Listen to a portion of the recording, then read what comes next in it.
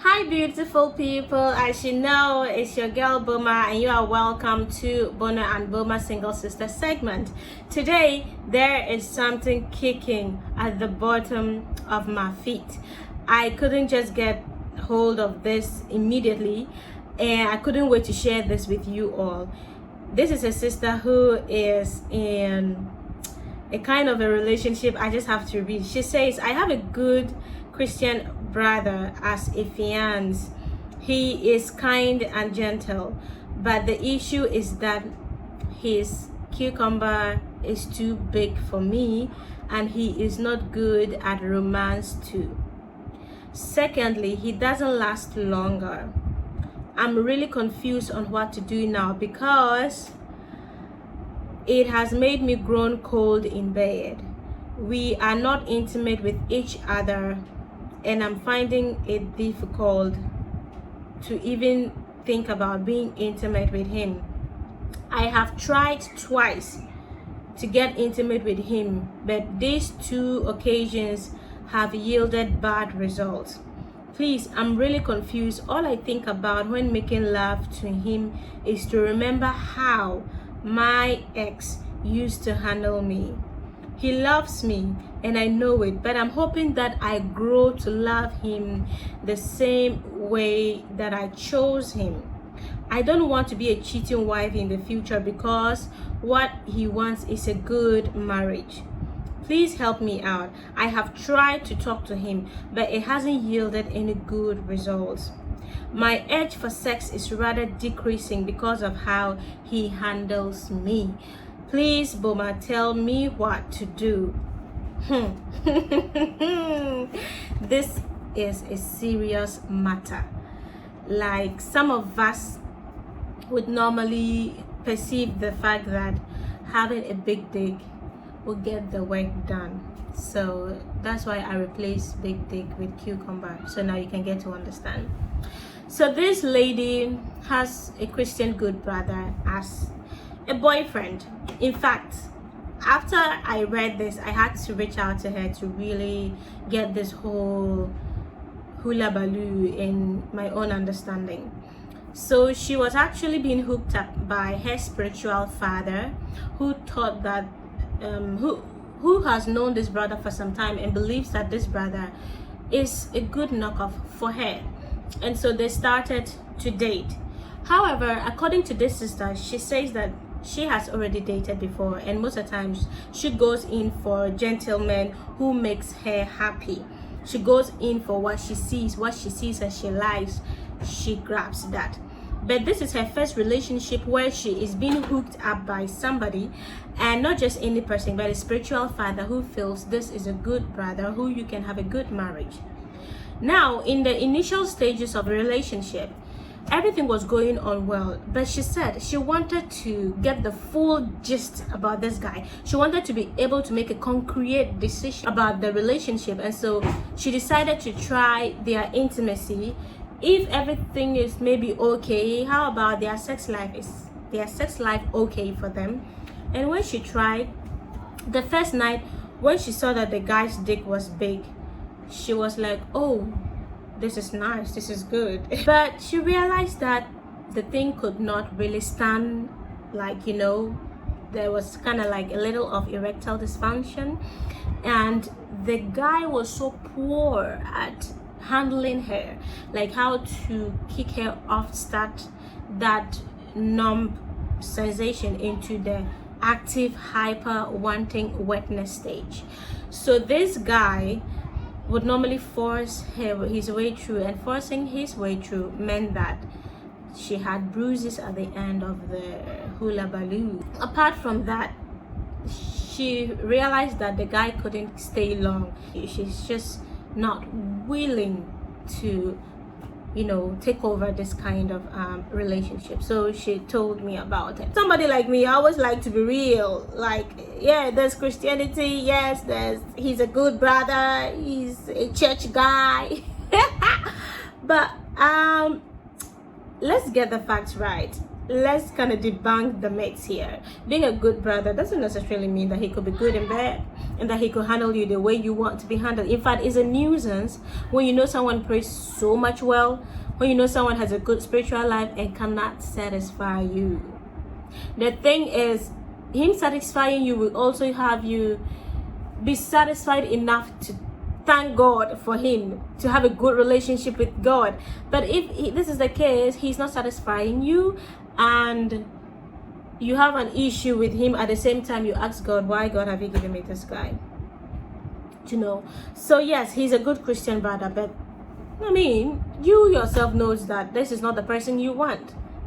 And so being a Christian brother is good, but there needs to be an addition. It's just like saying that you met a virgin. Yes, you've always wanted to meet a virgin. Now you meet a virgin who is disrespectful. You will not choose virginity over your respect as a man in the house, would you? It's the same way for women. Even though we want good Christian brothers, we also want somebody who can meet us good in the other room. You know, there are two prayer rooms, the spiritual battle and the physical battle. So when you meet me in the other physical battle, I should be able to talk in tongues, but this is not the case. And see, he's kind and gentle. Forget about all these good things. He is kind and gentle. He's a good Christian brother.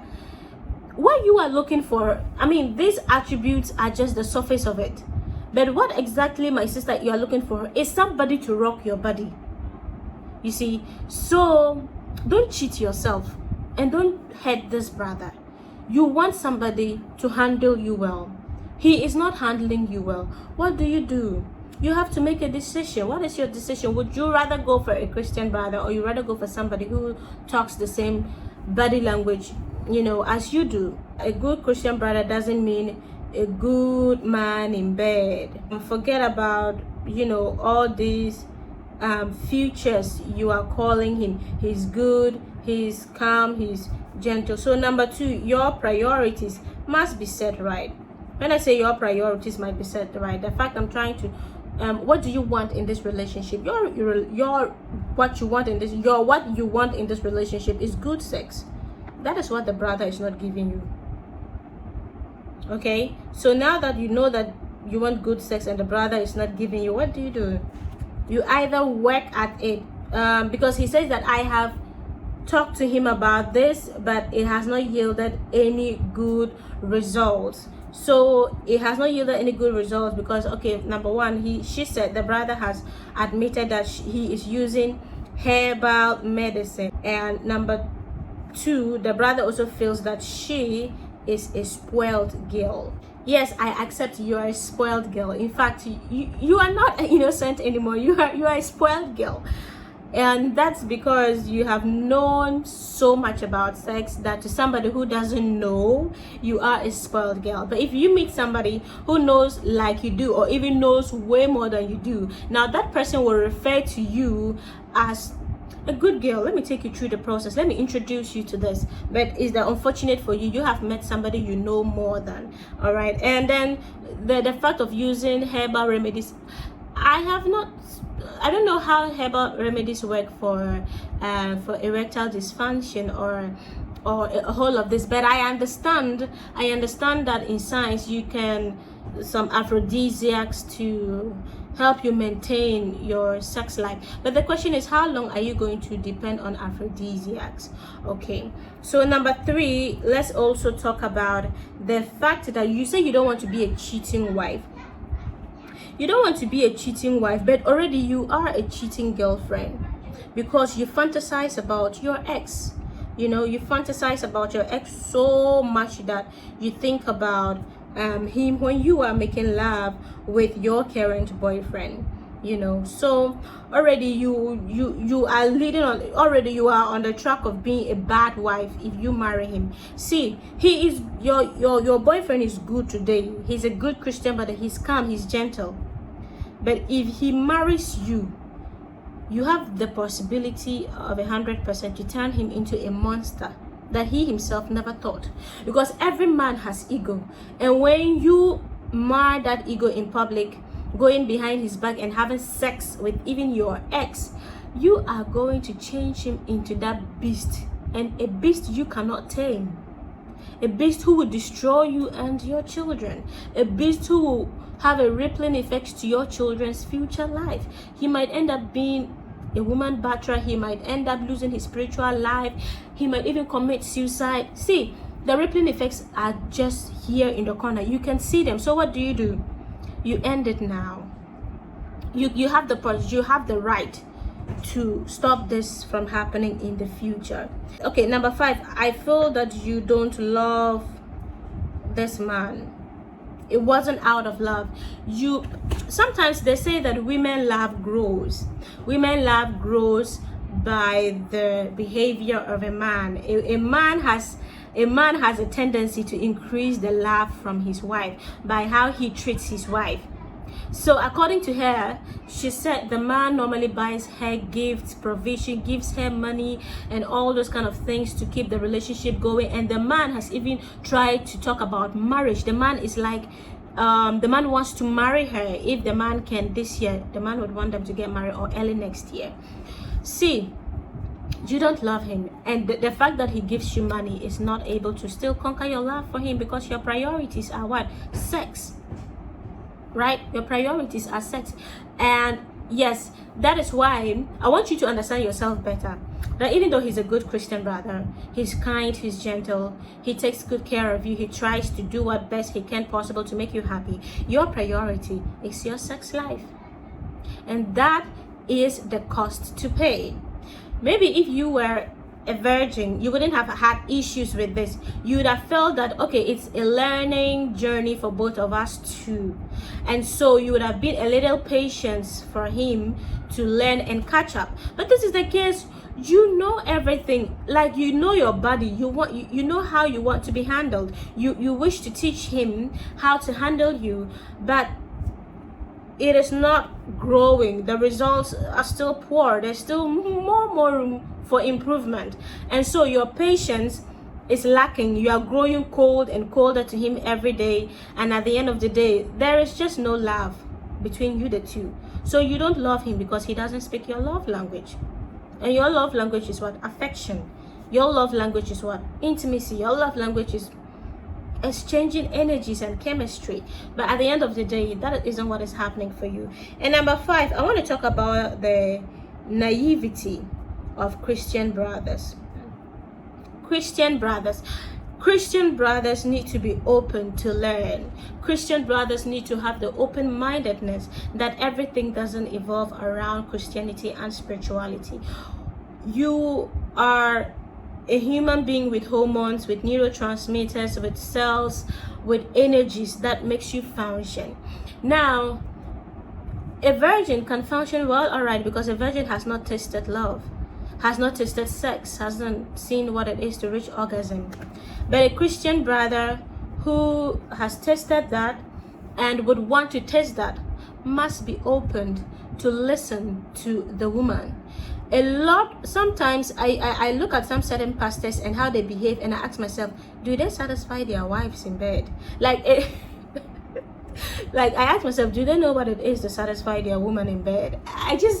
Sometimes I think about it, because sometimes when you look at certain pastors and how they behave towards women, how they answer questions, how they relate to certain things, somebody like me with an open-mindedness to some of these things, and having studied psychology and practicing clinical psychology or counseling, I'm open to people's behaviors and their habits. The moment I interact with you, I try to go deeper than just the surface. I'm a deep kind of a person, and so you have to be able to give your wife what they need, in as much as it's you that is doing the work, and it is you that is getting the feelings and the excitement of the sexual gratification. You need to consider your wife. You need to consider your wife. A lot of women don't even know what orgasm is, because the man in the house doesn't give a damn or doesn't give a shit about your sexual gratification. The fact that he is okay and flips over and snores by you, he's fine. But the correct is for you to help your wife reach orgasm before you reach orgasm. In that way, she will be satisfied and she'll be proud to be your wife. A lot of times women treat their husbands anyhow because, Charlie, you are not doing well in the other room. So Christian brothers, be open to learn. Read books about sex, read books about how to handle a woman, places to touch. And this sister says that the way the brother would even twist her breast and mash her breast and like a radio antenna, you know. And I was making fun of her. I said, hey, now sister, your breast has turned into kenke. Somebody wants to mash kenke, mashing kenke in bed. So you see, you have to learn how to hold a lady's breast. It is precious. The lady's body is precious. Every act, the way you touch her, the way you look at her, the way you talk to her, all of these are connections to having her body ready for you. She said the brother would just hold her, push her, hold her. Hey! What have you gotten yourself into? See, brothers, I know when the excitement comes, you're like, you're like a robot, just trying to, you know, do things as if you are a mechanical machine or something. You just want to get it done. That is not how it's done, my brother. Go and watch YouTube videos. Learn from one of my lecturers is a sex therapist. I will link you up to him to help you to do things right in bed. This my lecturer was even teaching me as a lady. He asked me, do you have a boyfriend? I said, no, sir, I'm living a celibate life. Then, you know, he was so inquisitive. He said, come, I'll teach you how to understand sex. I said, no, sir, I'm not interested. Why? Because it's not what I want now. When I'm ready, I'll go for it. But somebody as a brother, see, it is good if the lady is innocent too, and you know, because you can guard the process. But if you don't know and the lady knows, hey, or the lady has that expectation for you and you mess up, it's just twice. And ever since, the brother has wanted to do what? To get a gain. You think she's a machine for you to just do and then you pour out? No. If it was good, she'll come back. She'll be the one to follow you. She'll be the one to even buy you those things because you are good. So this is, even though this is funny, but you have to work at it. This herbal medicine, do they work? How long have you been on this herbal medicine? Is there progress? There is no progress. For you to know that you have an erectile dysfunction, go and get the help that is needed. Go to the hospital. Go and see the oncologist. That's what they call them. Don't feel shy. You are a Christian brother, you blast tongues left and right. Doesn't mean that you are a fully functioning sexual human being. No, those are the shortfalls of the Christian life. So get a hold of yourself, brother, and do the needful. But as for this lady, the last I have to tell this lady is, watch out. Even though you might be looking for sex, even though you think that, if truly you don't love him, that's a different case. That is a different case. But if you know you love him, but his sex is not good, and you're using the sex as a validation to get off from this relationship, you have to understand that sometimes you must gain something to lose something, or sometimes you might lose something to gain something. In this world, you can never have it at 100%. You, sister, you have to know and understand that the realities of life is up and down. You might want something today because, of course, you are a young woman, but ask yourself, is he able to take care of you and your children? Will he give you what you need in your marriage? Okay. And the thing is, you have to be patient with him to grow. You have to help him in the journey. You still have a long period of time to help him. All right. If not, you can also just go straight ahead and end the relationship. Don't let this brother wallow in this relationship alone. Go and tell him that it can't work. Let him know that you yourself, you need to work on yourself. You need to get your priorities right of what exactly you want in your relationship. and what you want as a woman, because that is also important. Okay, so I just want to share this, that my dad was an old man. When I was growing, my dad was already an old man, but the impact he had on I and my sister was the best impact. I can't tell the sex life of my parents, but I know they were happy couples. I know that they were good and best friends. I have not witnessed my parents fought and disrespected each other. Why? Because of the respect they had for one another. My dad was old, my mom was younger. But the impartation, sometimes you have to see the marriage from the end result, not really from the beginning. I'm just saying some few cases. Okay, if this young brother has the great impartation for you, your future, and your children, risk it for it. Risk it. You might have all the sex you want from somebody, but you might not have the best of marriage, because you are going to have children, you are going to grow. Okay, and as you're going to grow, some things might change, your sex life might reduce. So sometimes you have to take the risk for the future. For the future, be careful. Sex is not everything, my sister. Sex isn't everything. You've got involved in it, and so you have high expectations though. But well, I just hope you find somebody who meets in every spec, of your life. But sometimes you have to consider certain things, because you are young now, and yes, your options are wide, and you can wait a little longer to find the person.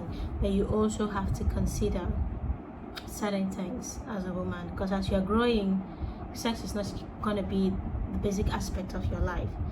You will give birth to children, and in psychology, every stage of your life releases neurotransmitters to handle that process. Ask those people who are pregnant, their sex drive reduces. Why? Because a neurotransmitter has been released to prepare for a baby. After you give birth, your body is going to prepare you. Your breasts are going to be full of milk. Your brain is going to be geared towards safety measures for your child, and how to show love to your child, how to support your child. Even the man, neurotransmitter will be released into the man to support the wife, to take care of the children.